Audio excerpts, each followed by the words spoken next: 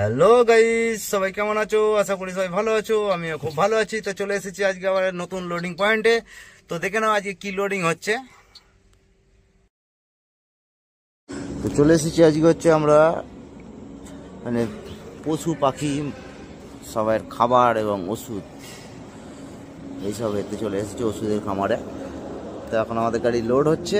তো জানেন এগুলো কি খাবার আর কি ওষুধ আছে ওখানে। এই কোম্পানিতে হচ্ছে ওষুধ তৈরি হয় এবং খাবার পশু পাখি সবার।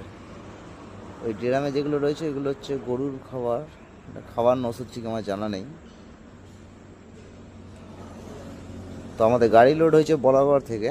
তো বলাগড়ের এখান থেকে জানতাম না যে এখানে একটা ওষুধ কারখানা রয়েছে পশু পাখির। এই যে আমাদের গাড়িতে এইসব লোড হয়েছে খাবার। তো এর মধ্যে পেটির মধ্যে বলছিল নাকি এর মধ্যে নাকি ওষুধ আছে। তো খাবার আর ওষুধই লোড হয়েছে পশু পাখির। দেখুন কীভাবে মালগুলো আসছে, খুব সহজেই কিন্তু তাড়াতাড়ি লোড হয়ে যায়।